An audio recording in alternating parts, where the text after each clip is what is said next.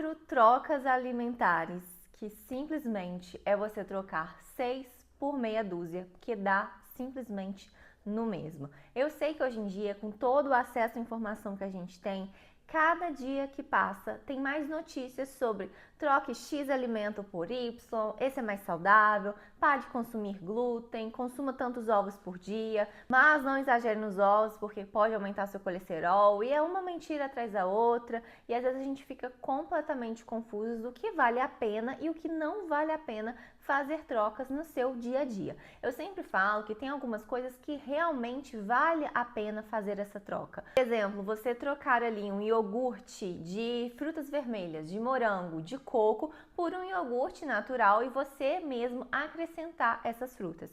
Isso porque grande parte dos iogurtes vendidos, comercializados em rede de supermercado, possuem muitos corantes, conservantes e não tem a fruta in natura ali, é só mesmo um aromatizante, por exemplo, ali de morango ou mesmo de coco. Então essa é uma troca que realmente vale a pena você fazer, mas tem algumas trocas que realmente é trocar 6 por meia dúzia e hoje você vai descobrir 4 delas. A primeira delas é você trocar o arroz branco pelo arroz integral. Quando a gente vai fazer a comparação aí em 100 gramas do arroz branco e o arroz integral, a quantidade de carboidrato praticamente é a mesma. O arroz branco vai ter 1 grama a mais de carboidrato na mesma proporção. O que vai mudar muito é a quantidade de fibra. Realmente o arroz integral, por ter aquela casquinha nele, né? Por isso que ele é integral e o branco não, porque retirou essa fibra presente no arroz, vai conter mais fibras do que o arroz branco. Então isso é um ponto válido. Mas Larissa, eu não gosto do arroz integral, eu não consigo consumir de nenhuma forma, eu acho ele ruim, eu acho que demora muito para cozinhar. Cada pessoa vai ter realmente um paladar, é só você consumir ali, por exemplo, mais saladas, mais vegetais na sua refeição. Você não precisa ter que consumir o arroz integral, você pode consumir ali outras fontes de fibra através da sua alimentação. Então essa é uma troca que realmente não vale a pena. Você consome ali o arroz que você mais gosta, pode ser o branco ou o integral. E se você consumir o branco, saiba que ele tem ali um baixo teor de fibras e com isso você tem que consumir mais fibras, saladas, vegetais e até mesmo através das frutas.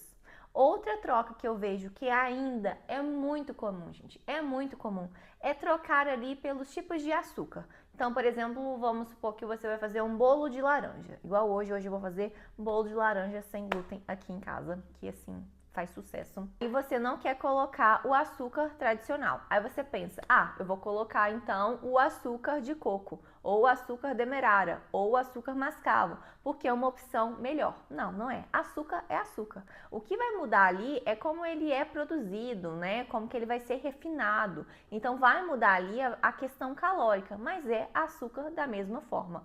Uma coisa também que vocês devem se atentar é a trocar o açúcar por um tipo de adoçante. Hoje em dia nós temos uma vasta variedade de adoçantes naturais. Por que, entre aspas, esse natural? Quando a gente fala, por exemplo, de um xilitol, eritritol e uma estévia, são adoçantes naturais.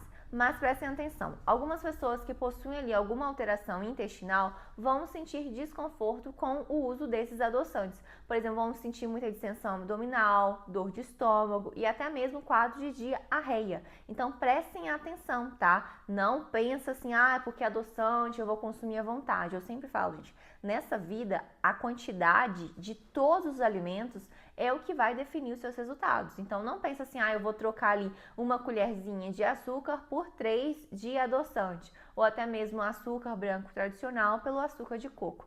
Açúcar é açúcar. E dependendo da opção do adoçante que você for utilizar, ele também não vai ser uma boa opção nessa troca. A terceira combinação que não vale a pena trocar é o pão francês com a tapioca. E eu nem falo apenas no valor calórico deles, tá, gente? Eu falo de alimentos isolados. Eu sempre falo, em primeira consulta, os meus pacientes sempre respondem um questionário para eu conhecer um pouquinho deles. E lá tem uma pergunta que eu falo assim, o que você gosta muito de consumir?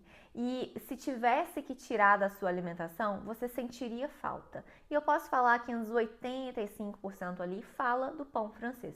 Se você não tem nenhum problema ali com glúten, uma sensibilidade, uma alergia ou até mesmo doenças autoimunes, você não precisa cortar o seu pão francês, o pão de sal. O que é muito importante é a quantidade do consumo deste alimento, no caso do pão. Não é uma boa opção, por exemplo, você consumir um pão francês de manhã, outro no lanche da manhã, outro no lanche da tarde e às vezes trocar o seu jantar por outro pão. Aí não é válido para nada, tá? Mas você pode consumir ele sim de manhã ou no período da tarde com uma boa opção de proteína, com uma boa opção de fibra. Se você for consumir o café, sempre ali de preferência sem açúcar, não tem nenhum tipo de problema. Quando a gente pensa no pão francês e na tapioca como alimentos isolados, ele vai ter um índice glicêmico muito alto, ou seja, ele vai dar um pico na sua glicemia, na sua insulina muito rápido. Isso não seria algo, não é de fato algo favorável para a nossa saúde. Agora, se você gosta do pão francês, não tem problema consumir ele. Se você gosta da sua tapioca, também não tem problema você consumir ela.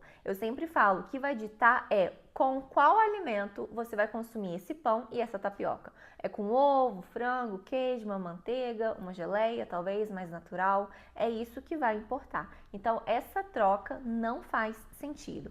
Consuma aquele alimento que você mais gosta, mas sempre pensa na quantidade desse alimento que você está consumindo e qual é a combinação que você vai consumir junto com ele.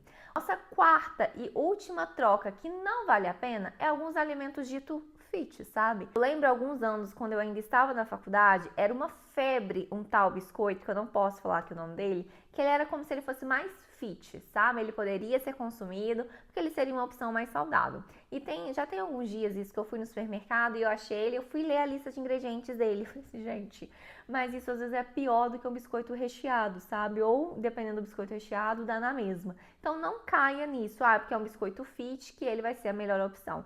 Tenha o hábito de ler o rótulo dos alimentos que você consome. Você saber de fato o que tem naquele alimento, quantas calorias, qual é a quantidade de açúcar. Você não é proibido de consumir os biscoitos, mas se você for consumir algum, priorize um com boa lista de ingredientes, que não tenha tanto açúcar e um que de fato seja saboroso. Então não caia nessa assim, eu vou trocar esse biscoito por esse biscoito que tá aqui fit, porque ele é mais saudável. Da mesma forma em que eu já falei aqui em alguns vídeos anteriores, você trocar ali um biscoito, por exemplo, tradicional, por um biscoito sem glúten, sem leite, sem açúcar.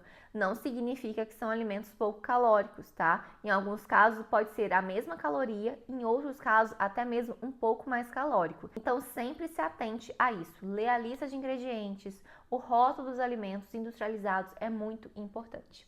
Eu espero que vocês tenham gostado do vídeo de hoje, aproveitado. Me conta aqui nos comentários alguma dessas trocas que você pensou que realmente fossem mais benéficas, fossem mais saudáveis. Eu espero que vocês tenham gostado, aproveitado do vídeo de hoje. Coloca aqui nos comentários alguma sugestão de tema que vocês querem ver aqui no canal. E eu espero vocês até a próxima. Beijo, tchau!